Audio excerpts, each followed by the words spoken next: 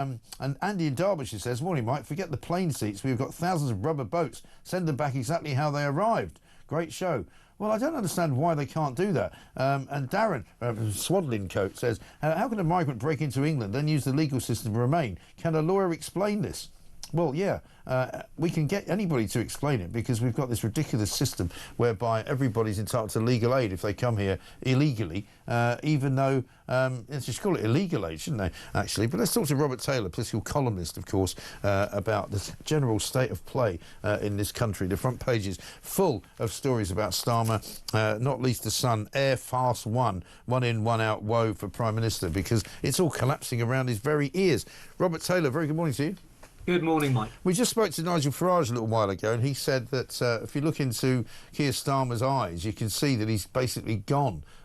He's completely and utterly distracted. He's confused. He doesn't seem to be in control of his situation.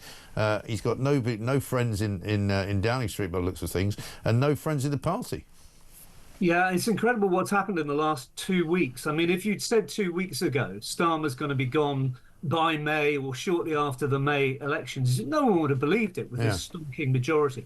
But so much has changed just in the last 2 weeks with Rayner, with Mandelson, with a special advisor in Downing Street. Day after day, the news just gets worse and worse for the Prime Minister, and this farcical situation about sending migrants back to France. If we can't send migrants back to France when we've actually got to deal with them, there really is no hope for the Prime Minister's smash the gangs kind of baloney that he's come up with. Yeah. No, I mean, we're going to be talking to Thomas Godfrey very shortly, the Sun reporter who was on the plane yesterday, which took off without any migrants on it, you know, because after 2 days, and today I think a third day with the Eritrean, who can't be sent back either because he would become destitute in Paris, there seems to be no point in continuing with the plan, does there? Because clearly they've got it wrong. It doesn't work.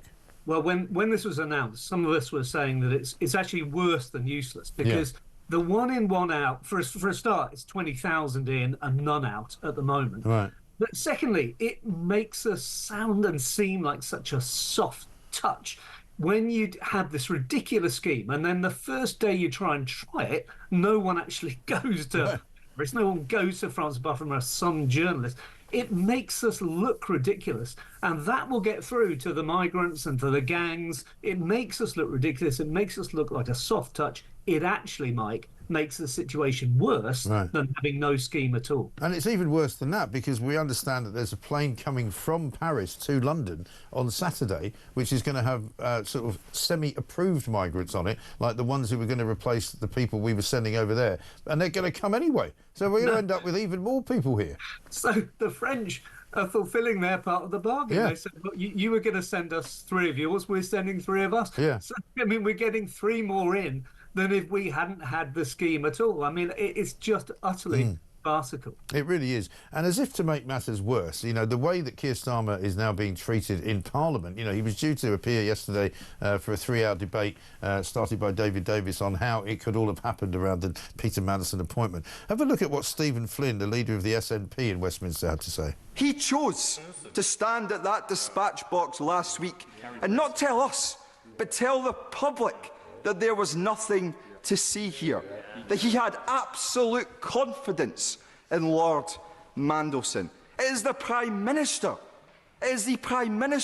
who chose to ignore the facts that were plainly in front of him, not for weeks, not for hours, not for days, but for months.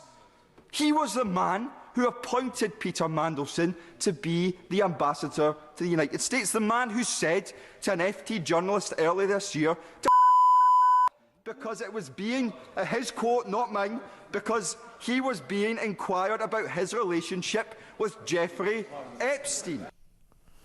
Yeah, incredible, isn't it? That, you know, Stephen Flynn, who's not everybody's favourite politician by any means, can be so eviscerating of the sitting Prime Minister, who basically stayed away because he's frightened of being asked a question that he knows the answer to.